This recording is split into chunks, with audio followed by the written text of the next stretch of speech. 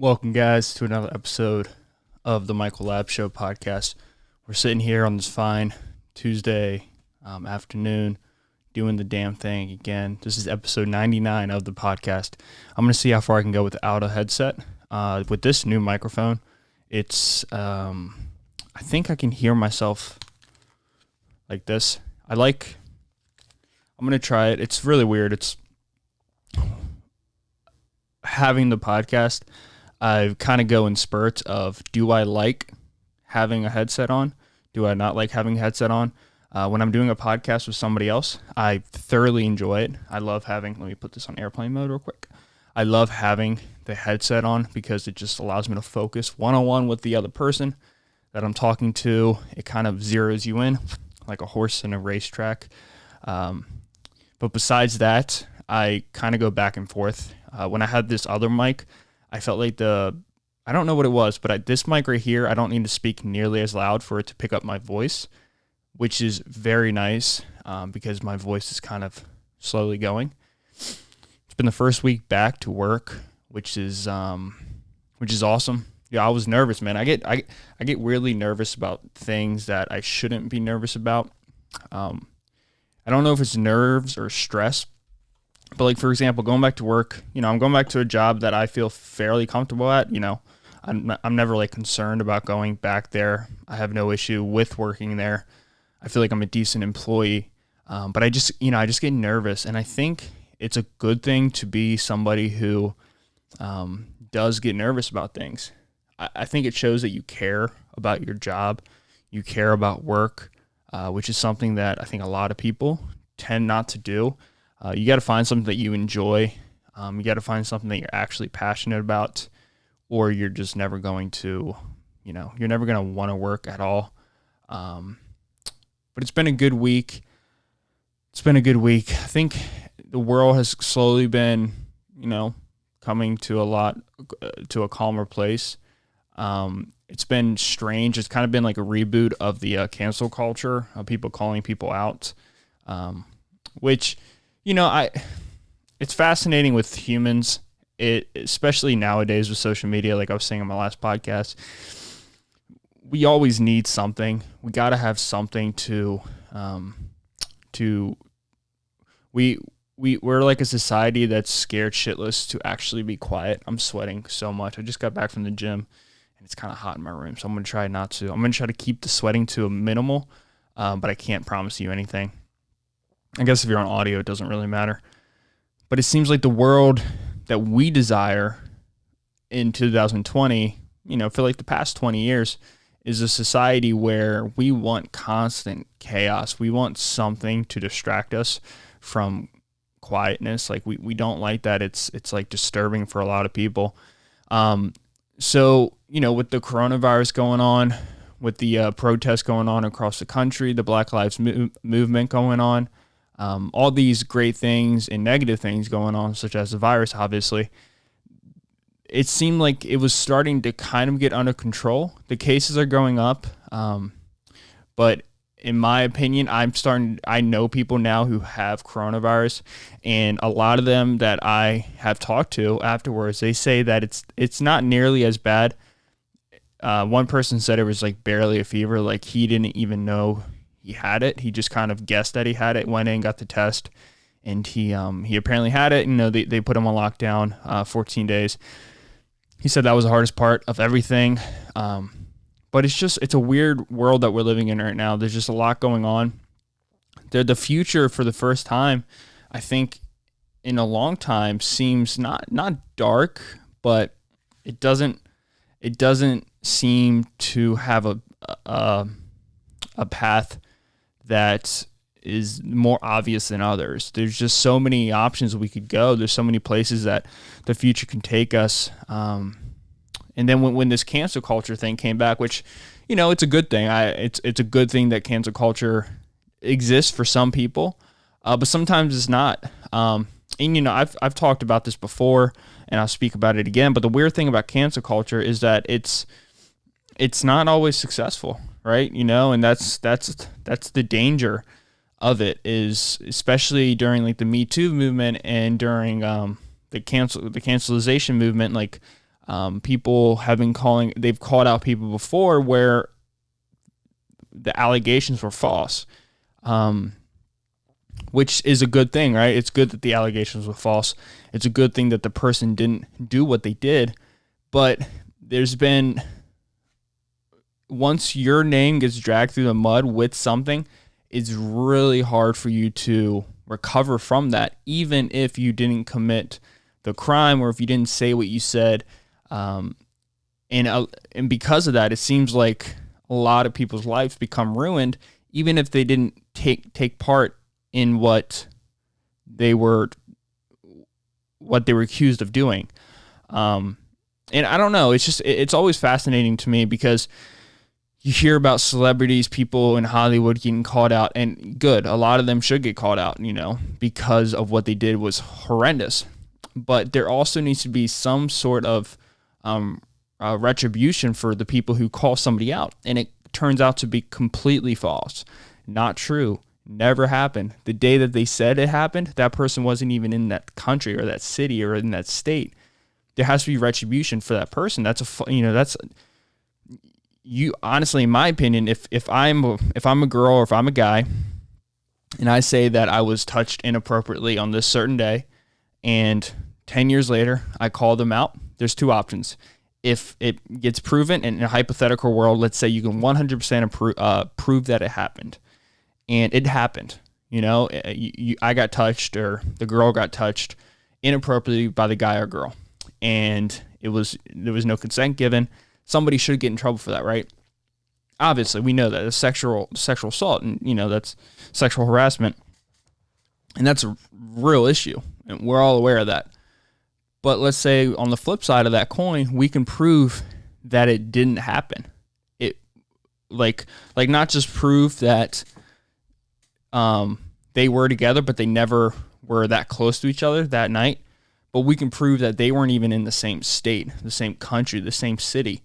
If we can prove that, the accuser, just my personal opinion, I think they should be charged. They should be charged. Definitely. They probably will get sued with like defamation and slander by the opposing viewpoint, by the opposing person, by the victim or by the suspect who was accused of said crime.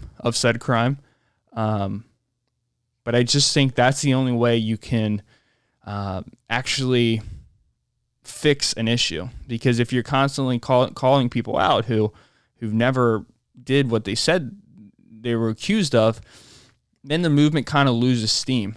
It kind of loses steam, and that's that's why I think the Black Lives Matter movement has been so successful right now, especially because there's nothing else in the world to distract us. So if you're a civil rights movement and you're trying to not take back, but try to make yourself equal, try to call out the inequalities in a society, and you're trying to protest and you're trying to, reach your local politicians, you're trying to vote, you're trying to do these things so there's a level playing field, hopefully within a year, 5 years, 10 years, 20 years, so your voices are heard. It can get lost. Especially in 2020, because people today just don't have the attention span, or they just don't care enough. It's a very I world that we live in. It's about me. And that's why I personally believe that the movement has been so damn successful this time around, because there's no sports to distract us. There's no new movies coming out. There's no school, so there's no school shootings happening. And I know that's really dark for me to say, but that's the truth. That's like the God's honest truth, is that when school shootings take place, it seems like there was always, and this is not a conspiracy to YouTube, so don't take me off. This is just observation. When school shootings happen, it seemed like there was something else going on in the world that was a major news getter and should deserve the news and should deserve the attention, and then there was a school shooting, and the school shooting would take the limelight off of said civil rights movement or said movement. I'm not saying that shouldn't be a thing. I believe that school shootings obviously should stop. Terrorism in your own country should definitely stop. But what I'm saying is that now, since schools are in session, gatherings really aren't in session besides the protest, which it actually was 2 shootings. Just like last week, there was one up in Seattle, and I believe there was one in South Carolina. I don't know if the South Carolina one was a protest, but I know the one in Seattle was. So that was that was going to eventually happen. There was going to eventually be shootings during this protest. I know somebody who told me that in Baltimore, when they were having their protest, as the protest was going on, and this is just what I want to say about police officers. They're going through a hard time right now, deservedly so. They should be. I don't think all of them should be, but I definitely think that the power, that's a whole different issue. But they're going through what they're going through. The world's going through what they're going through.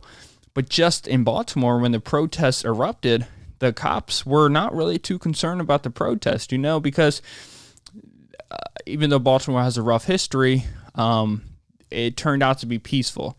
It was assumed to be a peaceful protest, and it turned out to be a peaceful protest, a peaceful walk, which is great for everybody, right? That's a beautiful thing, to get your point across in a peaceful way without burning down stuff. And I think Baltimore knows more than any other city not to burn down shit, because their city still burned down, and it's a city just not with, there's like no wealth in Baltimore. There's just nothing really there. It's kind of known for seafood and boats and marine life and stuff like that, in factories, but it's just kind of a poorer city right now. There's nothing really there. People, DC's a wealthy city, but I digress. But there was somebody who was jumping the fences with a AK-47, and this is where the attention was for the police officers. And it just goes to show you that, and there was that other video where there was almost a shooting. This guy I don't know what city it was, but this gentleman just ran out into the middle of the intersection with a gun, holding it up in the sky like this in the middle of a protest, and the protesters scattered. They were scared, obviously. They didn't want to get shot. But guess who saved everybody's life? A cop ran up to the guy, I think gun drawn, obviously, thank God. And he stopped the guy from shooting the place up, and I think that this happens more often than not. I just listened to but that's what I'm saying. Like, I think that's why we need police, for things that the public isn't even aware of, because the public is so concerned with looking for the good, where I think cops are constantly looking for the bad in things, which I think that is one of the root causes for issues, where you do get incidents where an innocent person shouldn't have died. You couple that with PTSD, and you couple that with extreme long hours, shifts that start at 1 o'clock in the morning and don't get off till 9 a.m. and then you come back with that. And we all know, I read that book, Why We Sleep, but we all know sleep is the most important thing for mental health. Without it, you will crumble, you will fall apart. And I think when stories like that in Baltimore come out, when stories like that in that city come out, I think that's where we can have a conversation with people who say police should be completely abolished. I think we could pull back those people and say, well, no, because of this. I don't want to sit here and just talk about the protests and the shootings going on, and I kind of want to veer away from that, at least for the time being. I just think it's, I'm happy with what I've said. The past 5 podcasts, I think I've spoken on it. I've been able to form a more well-rounded thought on everything that's going on. And I've been trying very hard to stay in the conversation, to listen, to talk to people. What I've been doing so much lately, which I very much enjoy, is I'm listening to intellectuals, African-American intellectuals, professors, very intelligent people who are African-American, on the conservative side, in the liberal side, sit down and have a discussion about what to do, how to act, what can we do to make a change. And I think that is a wonderful thing to do. There's this perception, which, I don't want to say I'm guilty of, but I think I have been guilty of it before, where you run into this pattern where you think that a whole culture believes in one thing.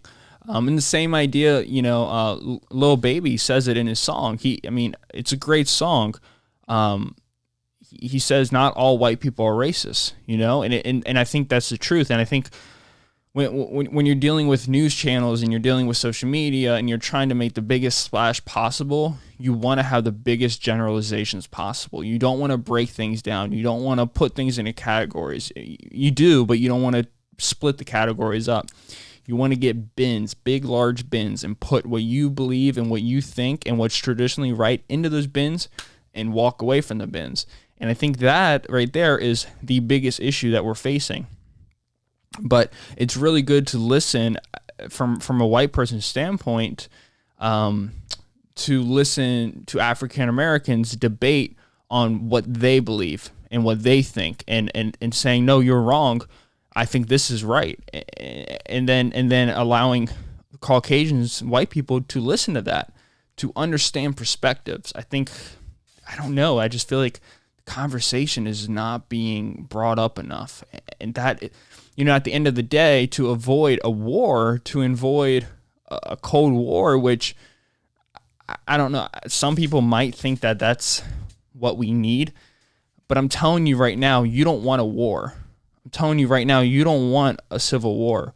I'm telling you right now, you don't want a revolution. It's never been successful. It's been successful to find countries, to start a country, but it hasn't been successful when it's segments of your population going after each other. It's different when, let's say, like the Revolutionary War, for example, we're trying to fight our independence from a whole different country. That's fine. You're starting a new country. You're excited, but when it's your own people and you can't figure it out, you can't talk it through, and then that leads to war. That's Africa, for example. The tribes there are constantly going after each other. They don't look at it as a country, they look at it as a tribe, and they attack each other. That's the Middle East, borders.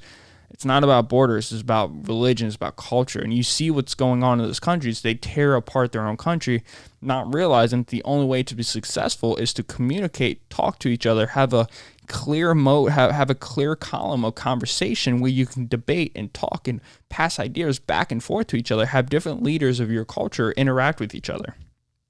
The conversation is the most important part. But as of right now, there is no conversation to be said anywhere, and it's starting to happen, and that needs to continue.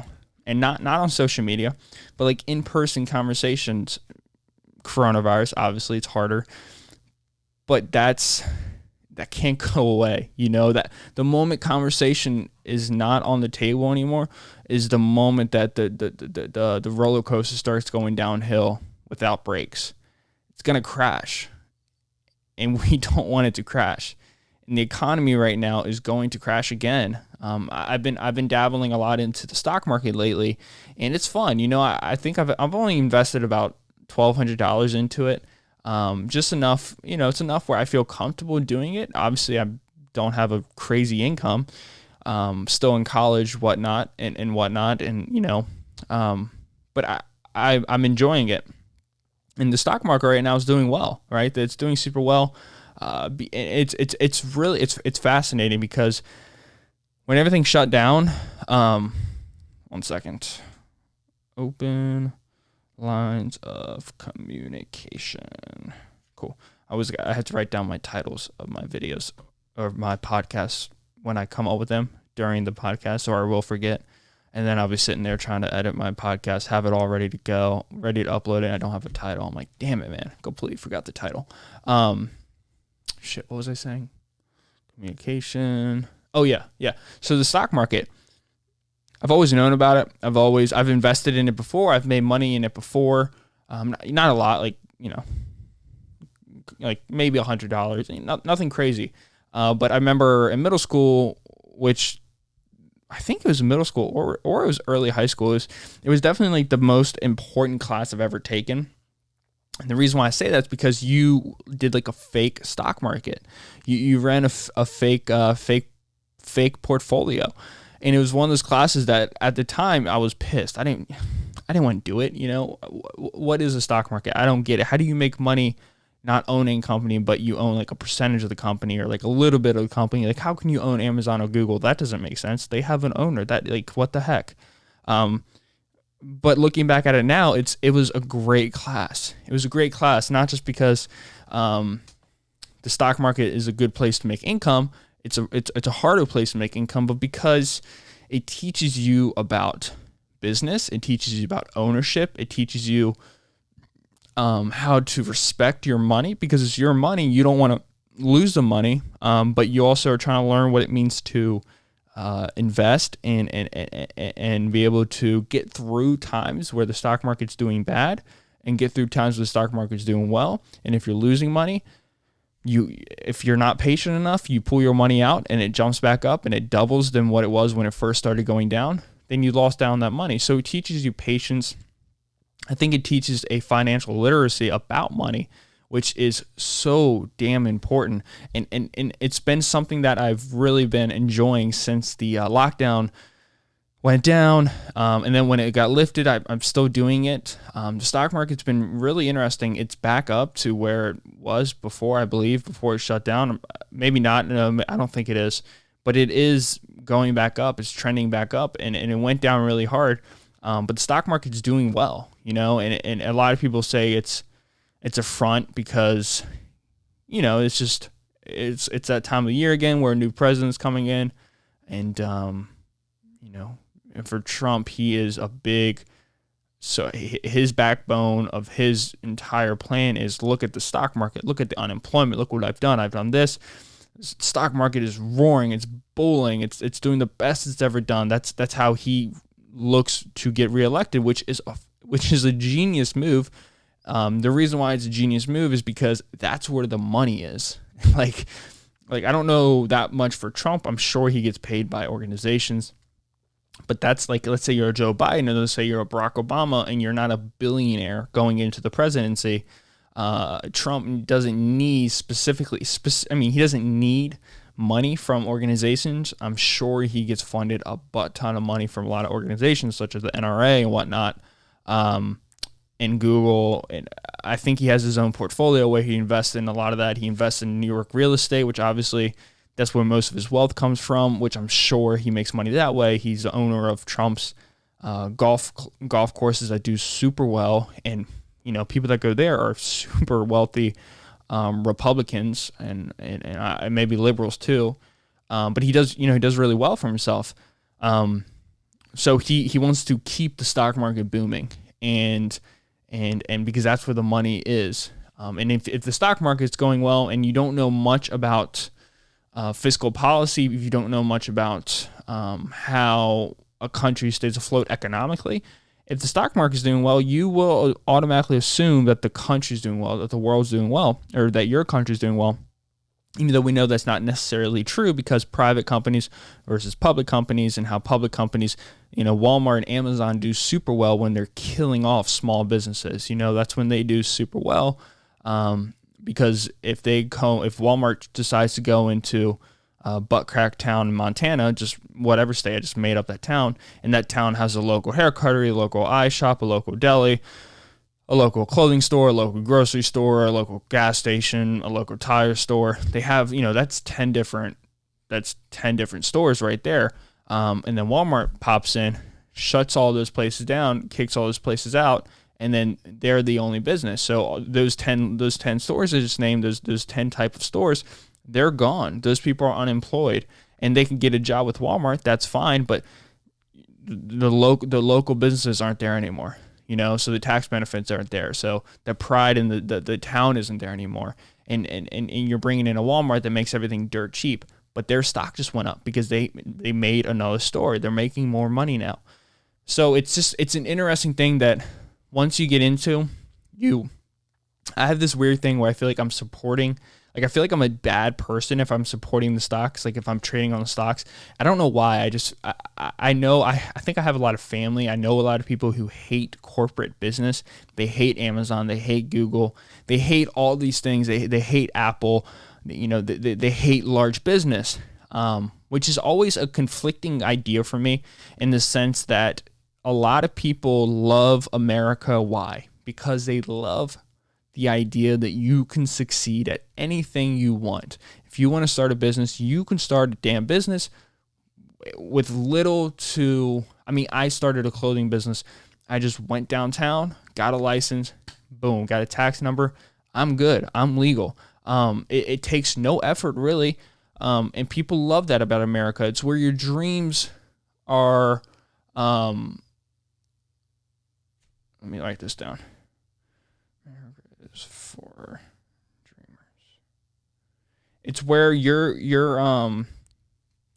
goals can be accomplished, right? Because there's little to no overhead to become successful as you want in this country. And that's what makes America so great, right?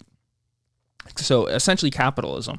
If you have a product that's superb to other products, if you have a service that it functions better than other services at a decent rate, or at a rate where at least your market will buy from you on a consistent basis, you have good employees, you have a good structure, good business plan, good marketing plan, good accountants so you don't lose money, you don't get money stolen, you pay your taxes, you learn how to take loans from the bank, you can do damn well in this country. And that's capitalism. And that's what makes this country so beautiful. But it gets to a point where it's almost like when you become so successful at something, and it's like this in anything, people start pushing back on you. And I don't think it's not all to do with insecurities. It's not everything to do with the idea that, they're doing what I wanted to do, which makes me feel like shit because like, let's say, a friend of mine starts a clothing company and they kick ass and they do super duper well. And my company, I kind of stopped doing it because the growth wasn't as quick as I wanted. I kind of fell in love with other things, such as the podcast, such as school, such as work. I really value my work, my relationship. There's other things I wanted to build. So I kind of put the clothing line on the side. By the way, www.silencefitness.com. It's still there if you want to buy some product. But they do super well. I will be a supporter. I'm just giving you an example. This wouldn't happen for me because I understand how hard it is to be successful at that. And if someone is successful, they deserve all the praise possible. And they do super well. In 2 years, they're doing millions in sales.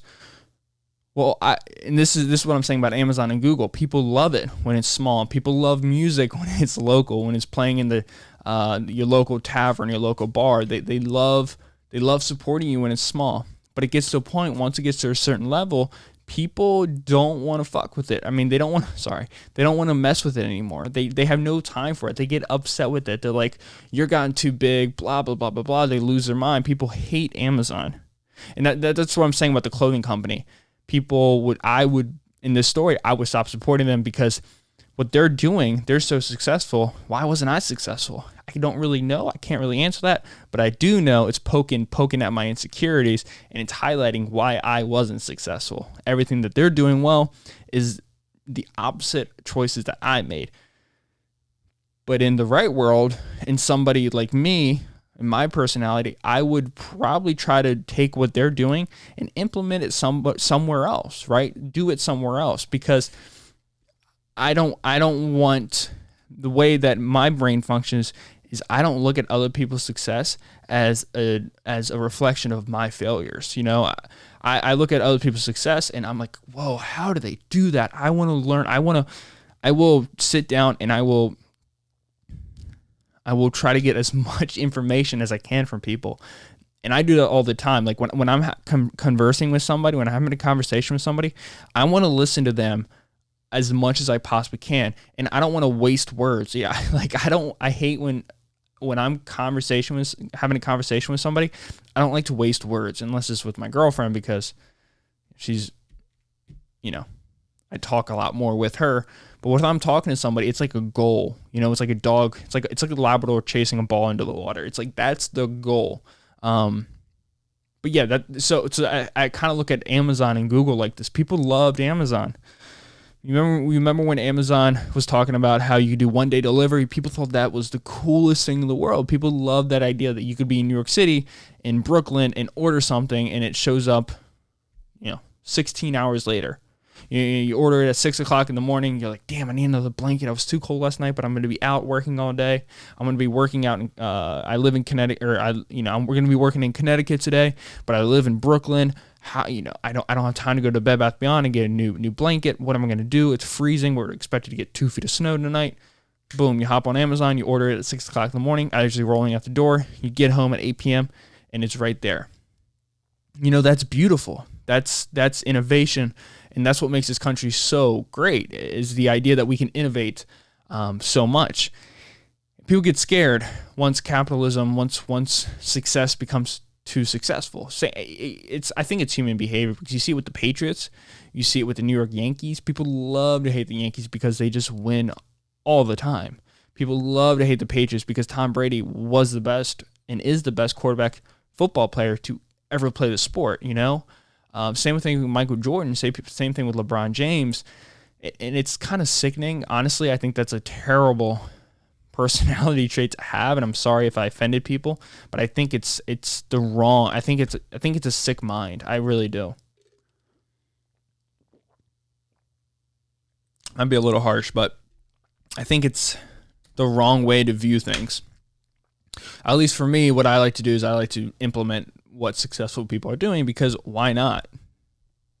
Why would you sit there and be angry at other successful people? But I also understand like the fear of companies like Amazon. I mean, Amazon has a multi-billion-dollar contract or a multi-$100+ million. It's in the hundreds of millions of dollar contract with the Pentagon.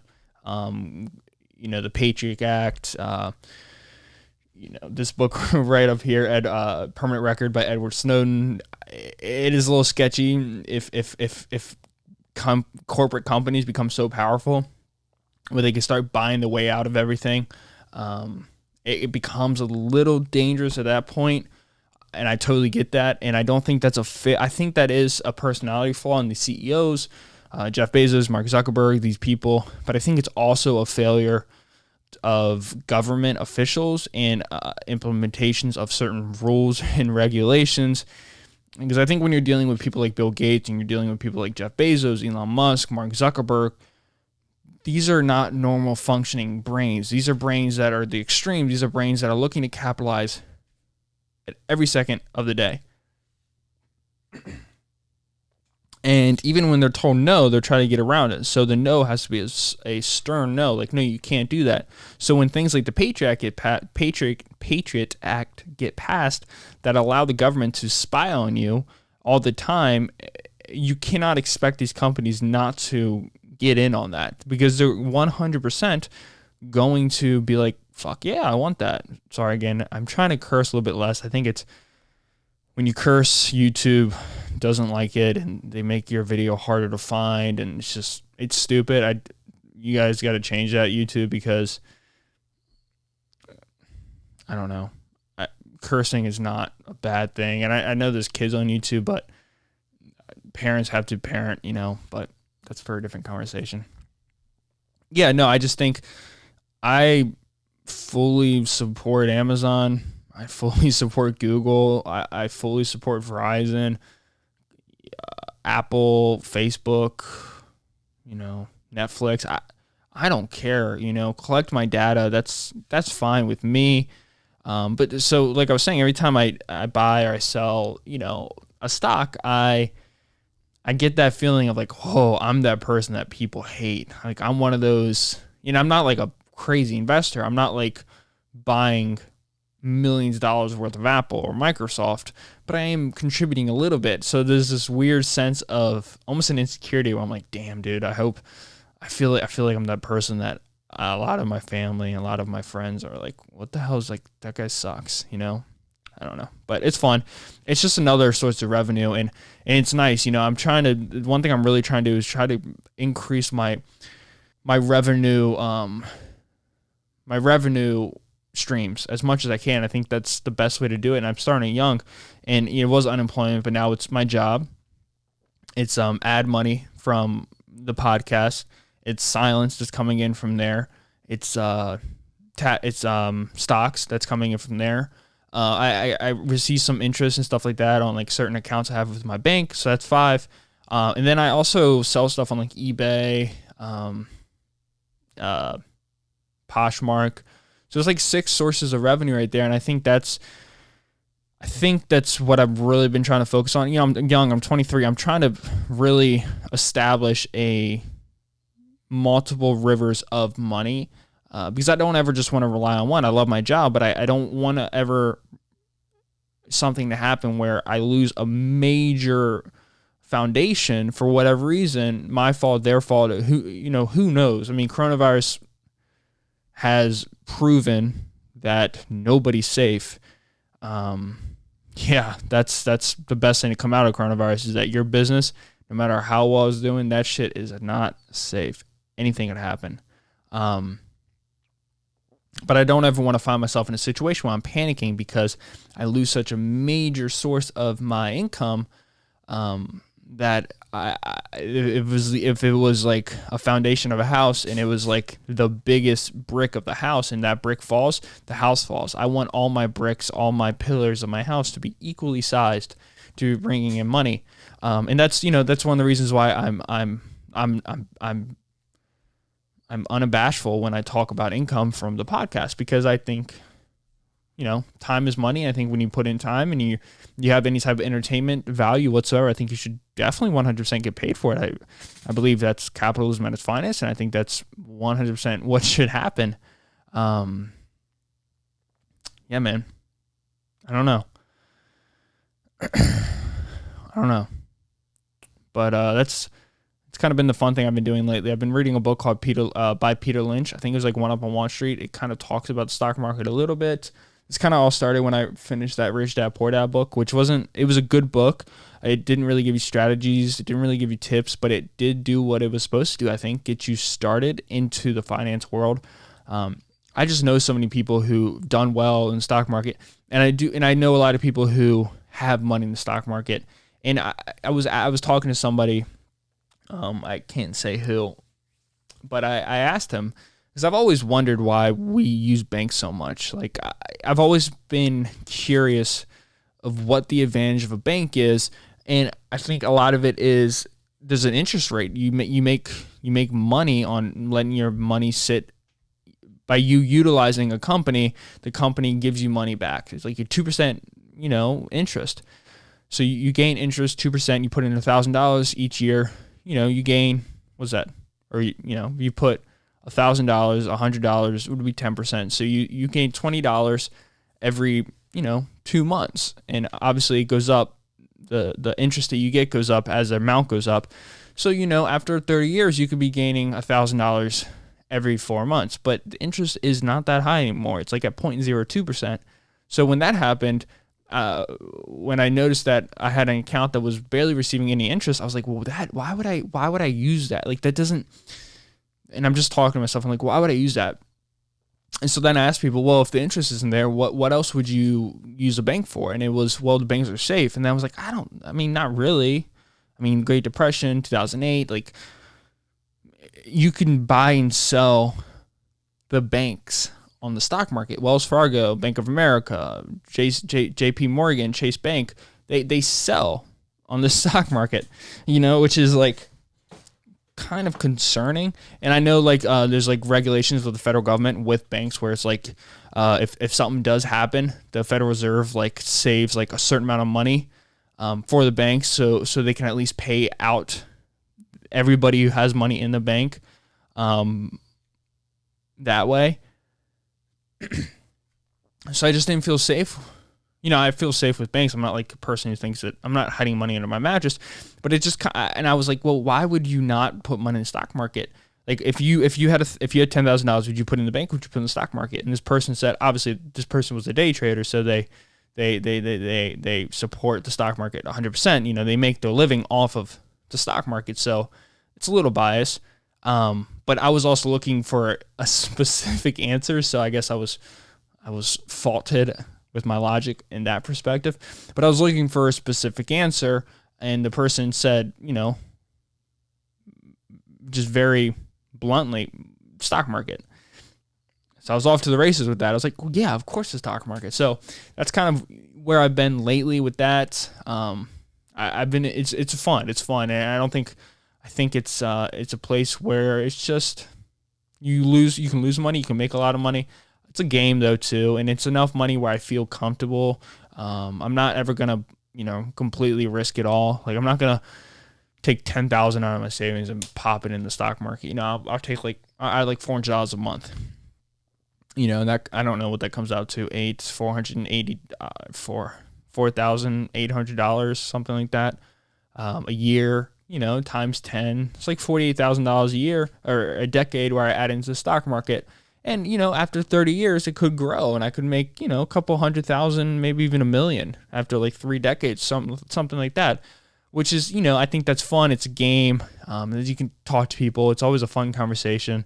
It's also really analytical. I'm very analytical. And you guys know I've on my OCD podcast, I think episode 97 or 96. I think maybe it was 96. Yeah, it went OCD, alligators, social media, America is for dreamers. Yeah. I love numbers. So it's an analytical game, which I love. Like that's why I love like the podcast. I can see where people are watching. Shout outs to Ghana and the Congo, I think. The Congo, I believe. Nigeria. No, I think it was Nigeria, the Congo, and South Africa. I got my first listeners in Africa, which was awesome. The Philippines, I got my first listeners. South Korea, pretty cool. Australia, Switzerland, Finland, Denmark, UK, Romania. I have a listener in Romania who listens to all my episodes, which is super cool. But that's kind of been my thing. That's kind of what I've been doing lately. It's just fun to track numbers. I love numbers. It's my obsession. Here's my dead cactus. I got to get rid of this thing. It's cracking at its seams. So sad. It's been there since day one, man. These cactus, I believe, have been here since the first ever episode. I can check real quick. I think I might get a new one, or I might just honor it and not get a new one and just respect it and just let it stay there. I get like a bunch of Jimi Hendrix quotes. I love Jimi Hendrix, and I wish I was alive for those times. I probably would have not made it out alive. Just kidding. I probably would have.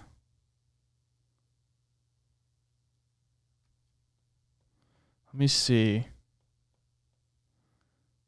Oh, man, it's probably going to take too long to load. I don't want to spend the last. It's not. There it is. I'm thinking about doing vlogs again, like fitness vlogs. I get a lot of people that come up and ask me where those been. I didn't know people liked them that much, but they were fun to do. Episode 1. God, go back and listen to episode 1. It's embarrassing. No, I don't have the cactus there yet. I had my deer antlers. The cactus appeared in episode 8. Yeah. Oh, man, that thing was so tall at one point.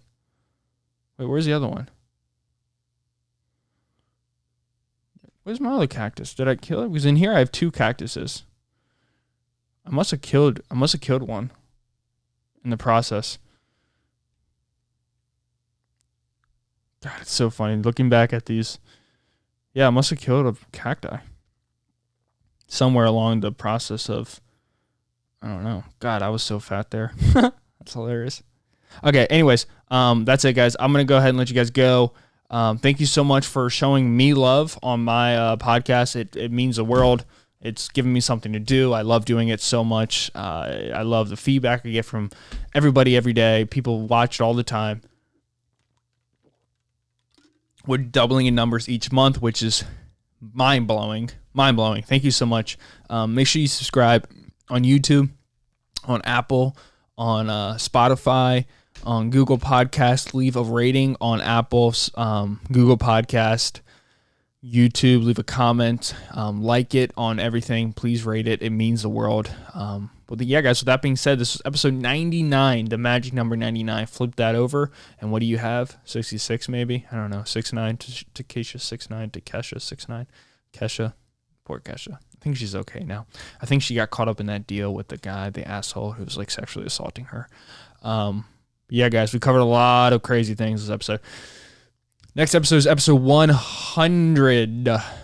Episode 100 of the Michael Lab Show, which is insane. I think it's been exactly a year. Maybe not. Maybe I started in July. But if we're doing 100 episodes a year, that's decade, 1,000 episodes. It keeps on growing. It's growing exponentially. I love every one of you guys. I'll catch you guys on episode 100. Thank you so much. Have a beautiful and great week. I'll see you on Tuesday. Peace out. See ya.